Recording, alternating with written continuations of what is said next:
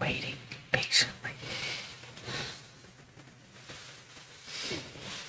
Well, good evening. Welcome to What's New. Tonight we have two guests. One's from ASL Pewter, or two from ASL Pewter, and two from QRST Tea Shop. So whoever wants to talk first, have at it. Well, last time we came in, we were just opening the retail. And that was 3 years ago. So we're back in, and now we have a lunch and afternoon menu, and we are a restaurant as well. So we had tea parties since the beginning. The tea parties were getting so popular to the point of we had to do second days of the tea party. So we decided to go all in and just get a commercial kitchen and open a restaurant. So that's where we're at today after a little bit of work. And I might add, it's very good. The Thank food, you. what I had was very good. Yeah. The menu's going to change seasonally. We have German food coming up in the end of the second half of September. And then in October, we'll change over to a fall menu. And then, seasonal after that. So the Christmas or I guess, will that be the fall menu? The same through Yeah, Christmas? we'll change in December. So that's where that's at. Okay. So what types of food do you serve? You want to, We have, it's like, what's the menu for this season? Yeah. this season, it's basically a tea party menu. So it's the same as getting a 3-tier tray. You can pick a la carte, so you can pick your scones, you can pick your savories, and you can pick your sweets, or you can get the entire afternoon tea, all at once for one price. So you'll have, like, as of now, we have like a bacon cheddar chive scone, blueberry scone, a German chocolate, banana toffee, and those are served with jams. So we have honey butter with the first one, lemon icing is on the second, and then a strawberry jam and a clotted cream for the other one. The roast beef options, when we get to the savories, it's the sandwiches. It'll be little tea sandwiches or it'll be the full sandwich. You can order one or the other.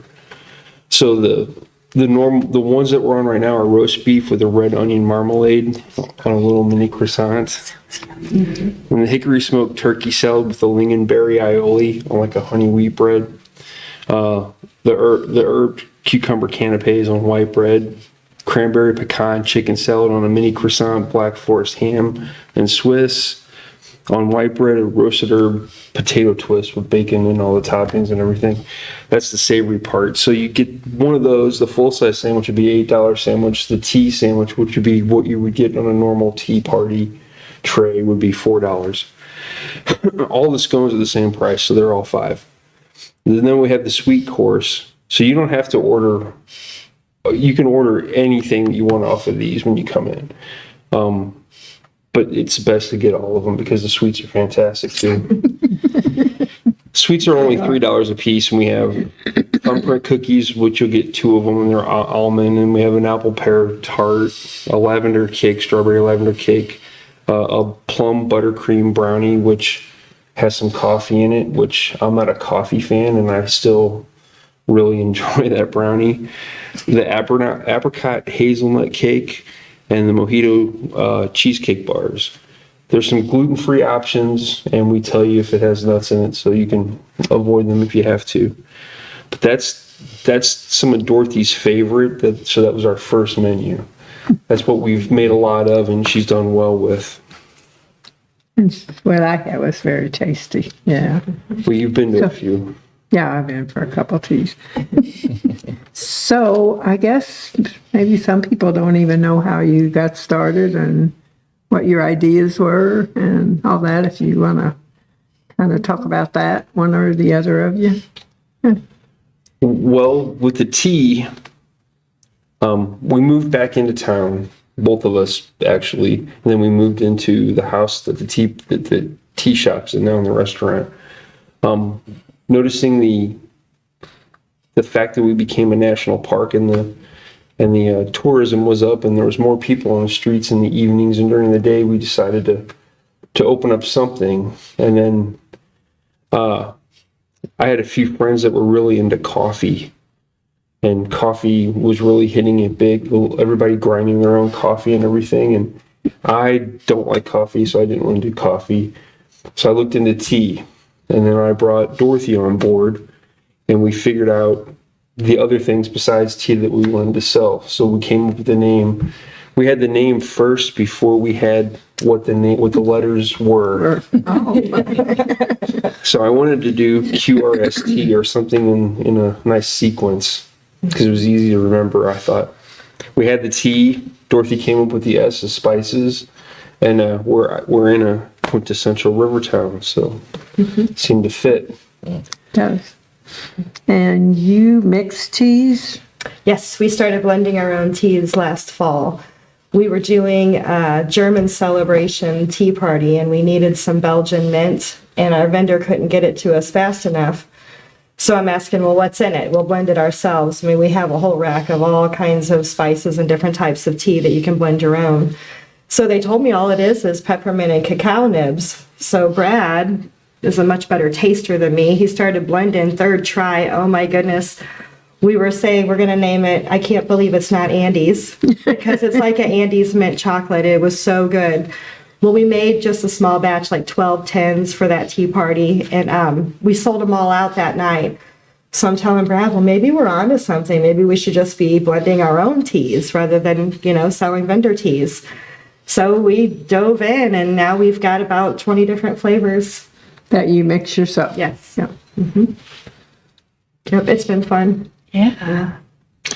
And now we showcase like another vendor. So we have a lady out of Jackson, Missouri, who is going to have a store in Cape called S'mores Confections, and she does marshmallows and she does extracts and flavored sugars.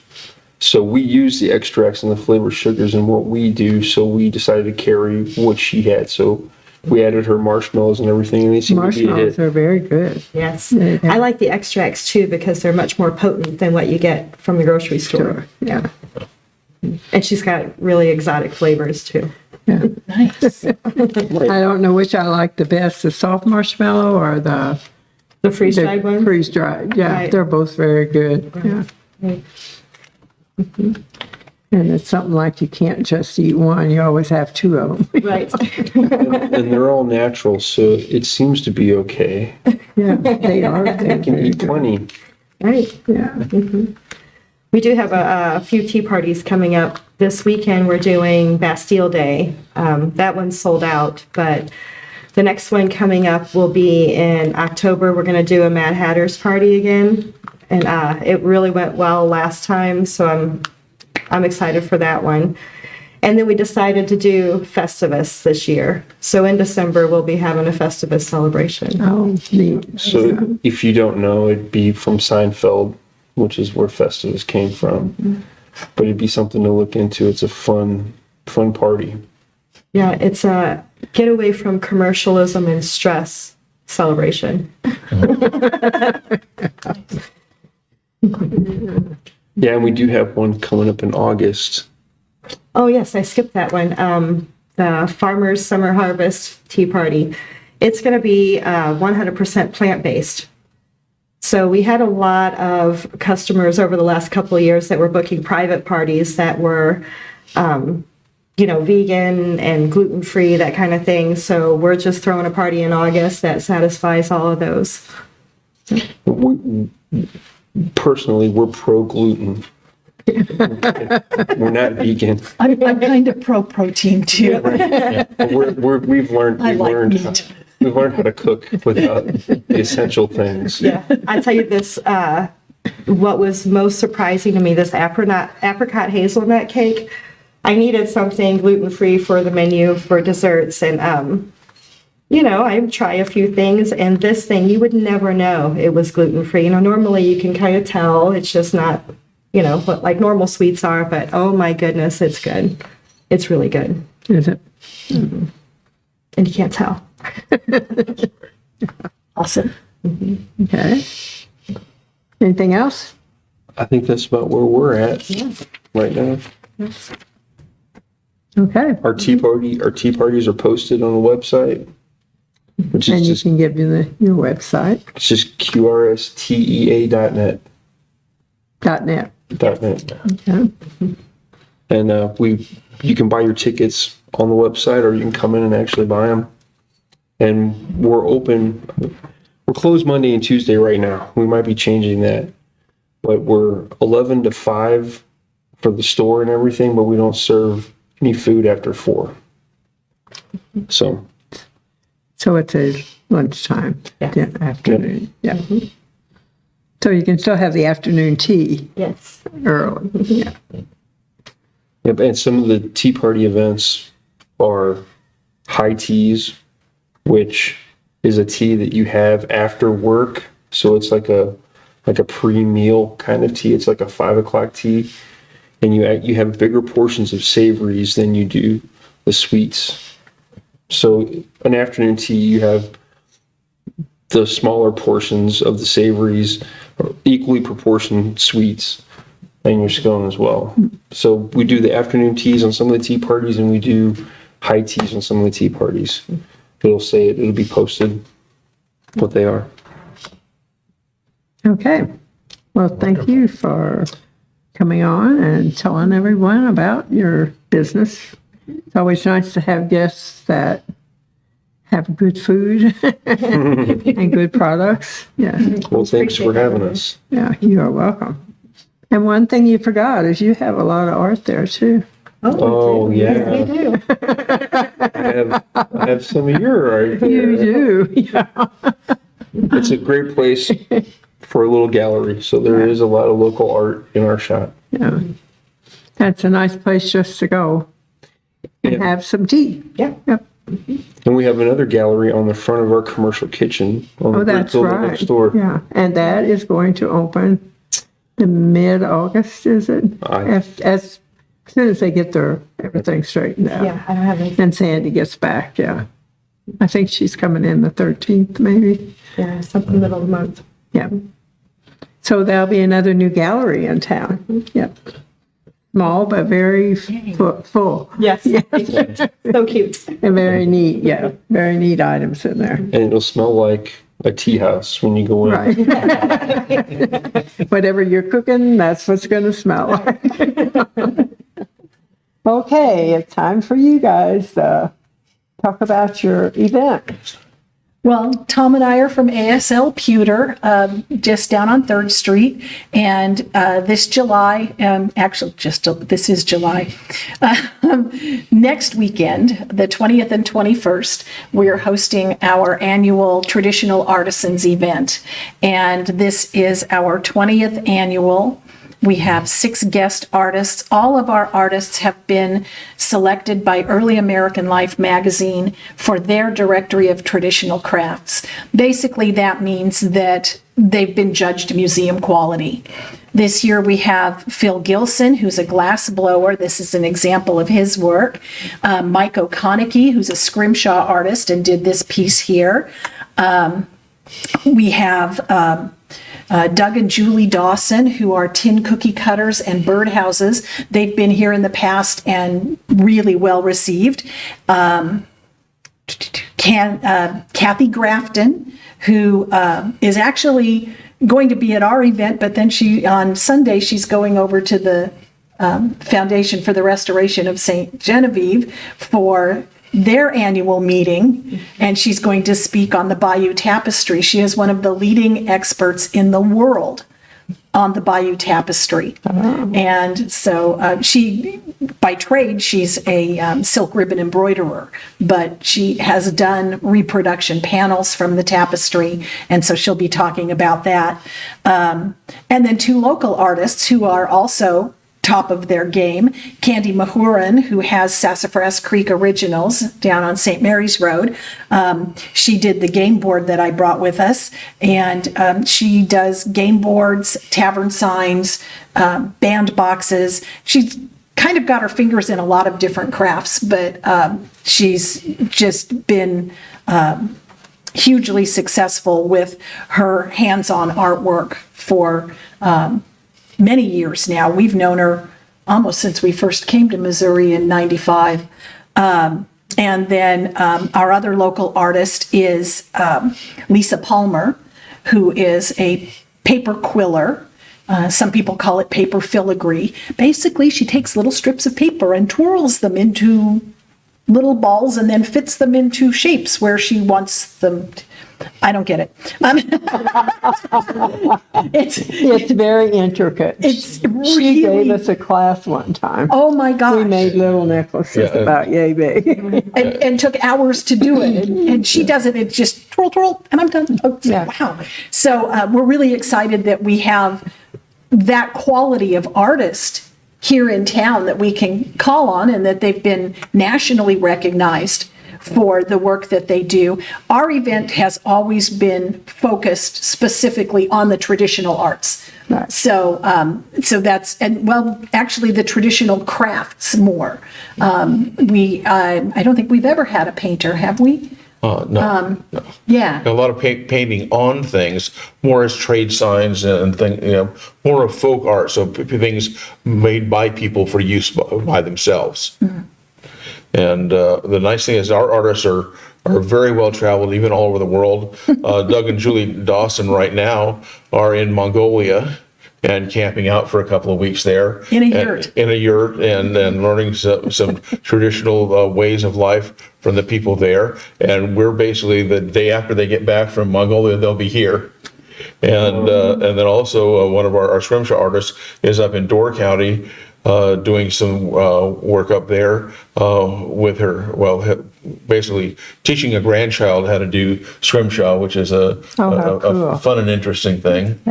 And so we have people coming from all over. Phil Gleason, we were just talking about him. There was an article that came out very recently about finding glass bottles in George Washington's slave quarters basement. And these bottles were actually filled with preserved fruit, and they were found, over 3 dozen have been found so far, and they're still digging, and more than 2 dozen of them are completely intact with usable fruit, Wow. over 250 years old. Wow. Cherries, currants, gooseberries. Yeah, and Phil got to go to Mount Vernon to Handle these handle bottles and these evaluate bottles them. that are 250 years old. And so he's back in his shop now, and we're kind of wondering if he's going to maybe try to bring some reproductions of those bottles with him. That's wow. Cool. Maybe. Yeah. So it's fun having artists that are phenomenally talented coming into our shop. And he was here last year, his first time, and he was so excited about the town, and he was just couldn't wait to come back. And we bring advertise around the entire region, and we have a lot of people that come to the show, and they really have a fun time here and spend about a half a day with us and the other half a day around town, and many of them stay overnight. And so we're hoping that will bring more tourists to town, but also give a chance for the local people to see things that they generally don't get to see. Right. We have some cookie tins from them. Yeah. From Doug and Julie. They're wonderful people. And all of our artists, they're doing work that there aren't that many people doing it anymore. We always feel that way about the pewter because there's so few pewter smiths in the country anymore. And at one point, we have a banner in our shop, a reproduction of a banner that was carried in New York City in the parade that ratified that was celebrating the ratification of the Constitution. And the banner is from the New York Pewterers Guild. And there were over 400 members of the guild. And you had to be a pewterer at a mastercraft level to become a guild member. And now there are half a dozen of us. So to bring into our shop these artisans who are at the top of their game doing traditional crafts that are otherwise dying if people like us aren't keeping them alive. That's what's exciting to me. And then to be able to share that with the public and have the response from the public be as good as it has been for us. It's just wonderful. And it's been almost 10 years since we came here and talked to you the first time. Is it? Yeah, we'll be in October, we have had our building for 10 years. Oh, my goodness. So time flies. Yeah, we've been on since 11, I think. We started So- 2011. So, Back then, there were 3 of us. I think Yeah. it was early 2015 that we came on the first time when we had just opened up. So we've been longer than 10 years. Yeah, and lost a couple of really good ones, yeah. Yeah, but life goes on, It yeah. does. And you can talk about your work also. well, we have, in fact, almost every day we are working in the shop, and working with our pewter, making everything. Today, we're working on jewelry. Tomorrow, we're making dinner plates. And then Pat's working on some other projects on her own, some napkin rings and knife rests. And then it's whatever the phone rings or an order gets placed. And Christmas And ornaments. Christmas ornaments Christmas, are always. those are always neat. Yeah, because we begin making Christmas ornaments starting in May and doing about 50% of our time on those. Fortunately, we have a nice young man working for us now, and he is taking on the challenge of the Christmas ornaments and doing a wonderful job for us. It's nice to have somebody young working in the shop with us. I bet, And, yeah. and trying to, but part of it is we need to try to pass this on. All of these older crafts and skills, require a lot of dedication. Right. And takes years to master them.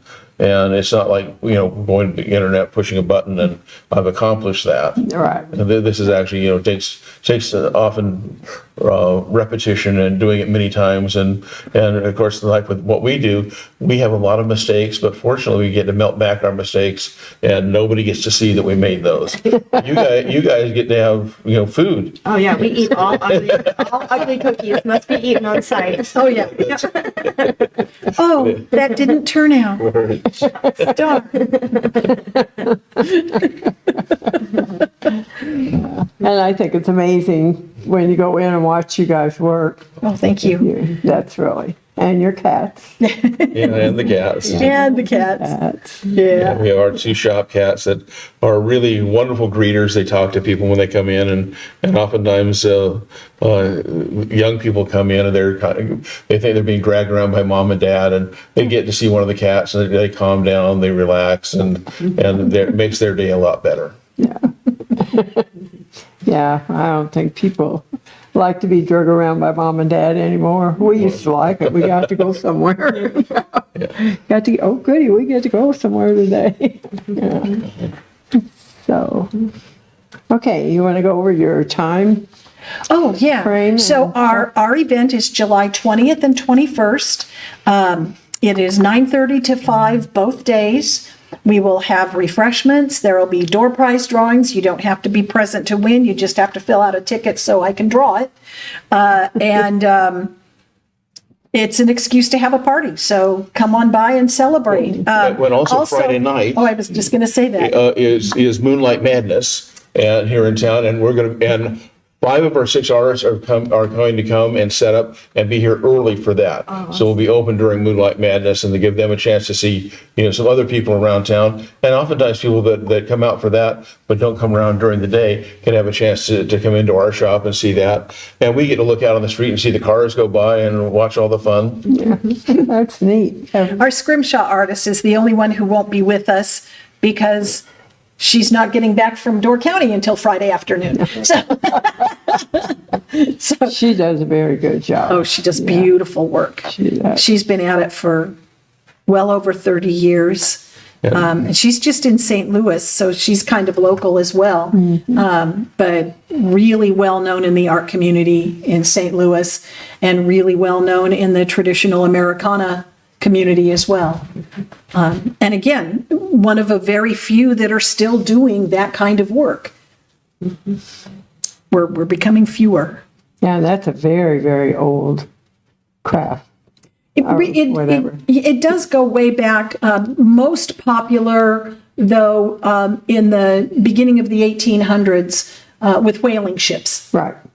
because they slaughter a whale and render down the blubber, and then the bones and teeth would be carved.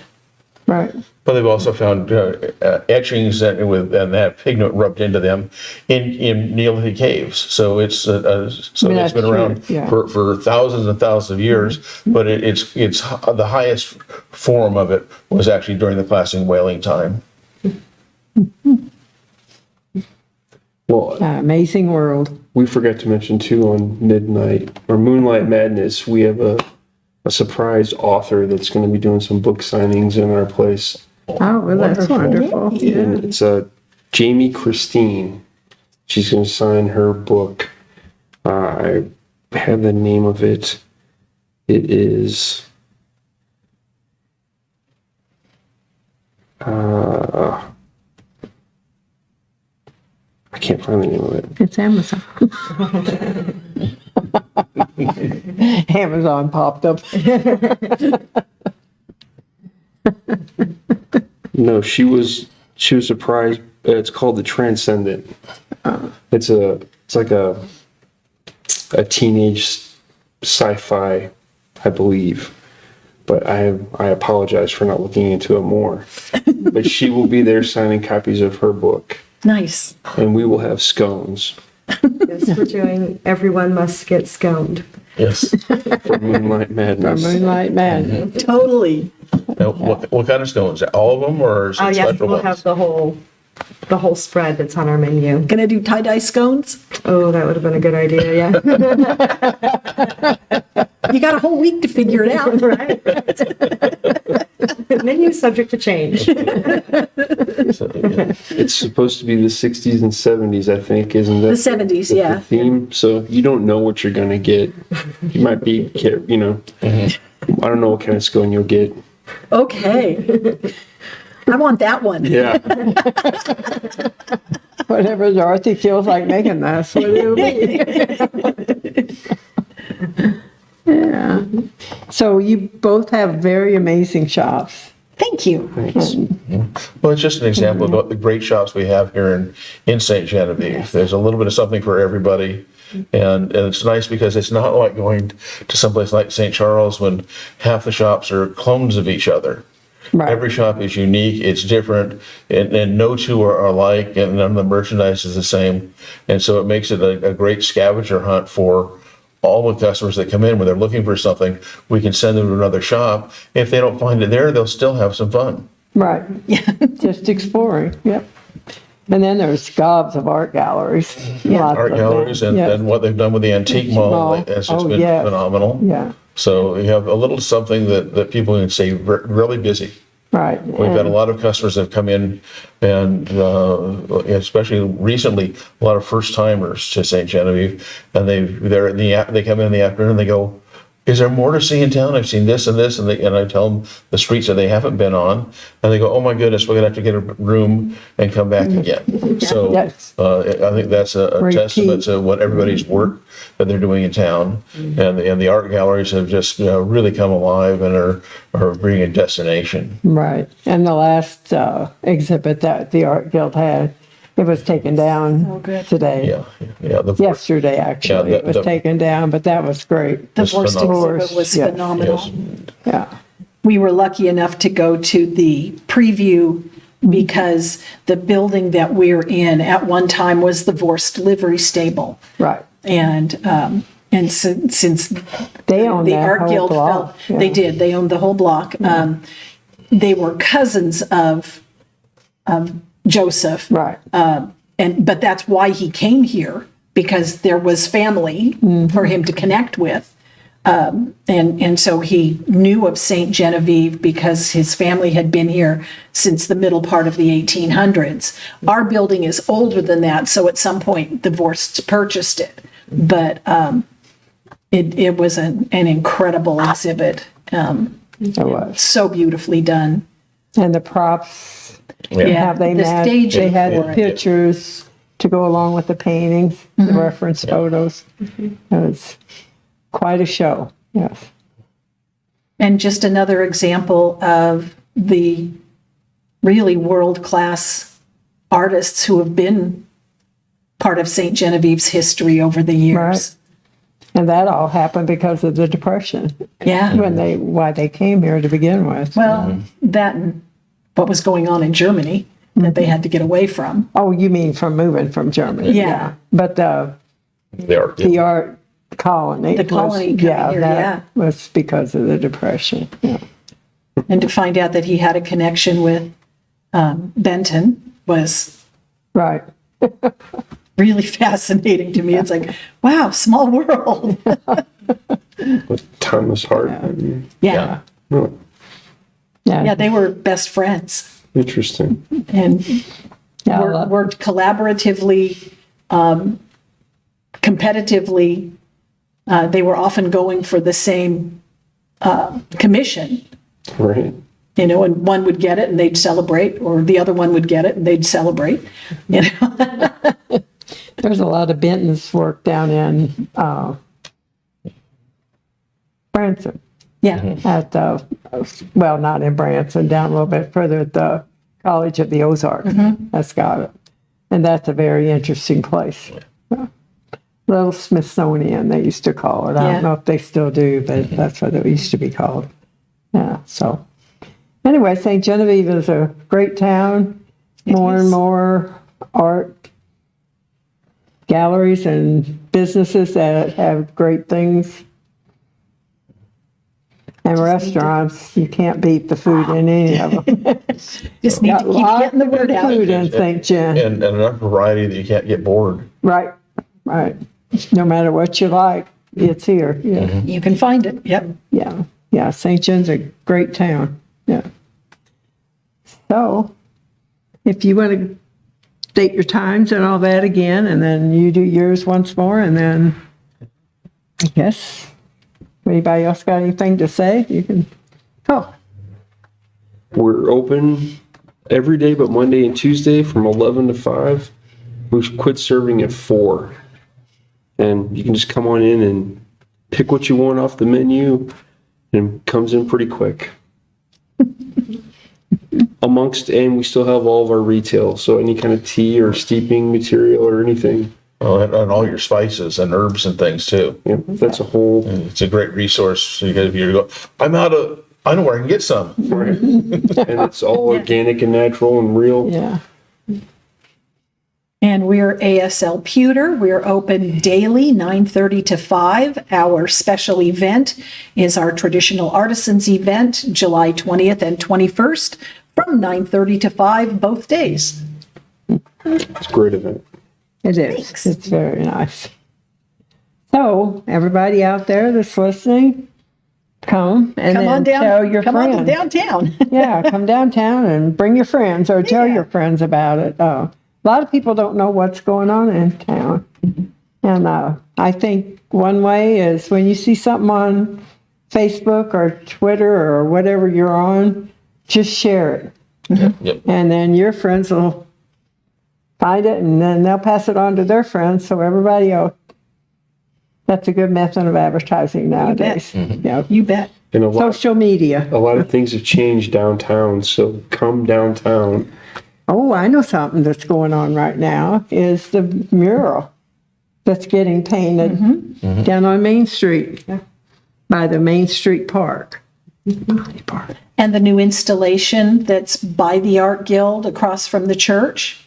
But they haven't seen that because that went up. It's, recently. we took it down yet. You were talking about the Vorstar. No. Oh, our new exhibit The- will be. No, not the exhibit. Oh, the sculpture outside. The Yes, installation, yeah. Oh, that you're talking about. Yeah. Okay.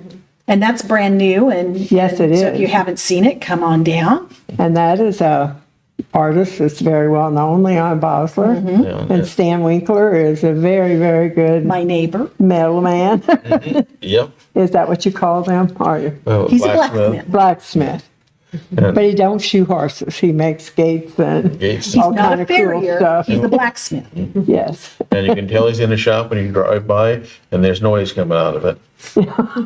Or when we're in our We shop. share a wall. And there's always- That noise is not my shop. That is Stan's shop. And it's probably a lot noisier now that he's retired from his real job. Yeah, so, Oh, it's been a pleasure coming in and visiting with you. well, I appreciate both of you, both of your groups, both of you and both of you. Thank you for having us. Yeah, so anytime you want to come and say something about something new you're doing or anything you want to talk about, you're always welcome. Thank you. Thank you. And anyway, I guess we'll just say goodbye to everyone. And thanks thank you. for listening.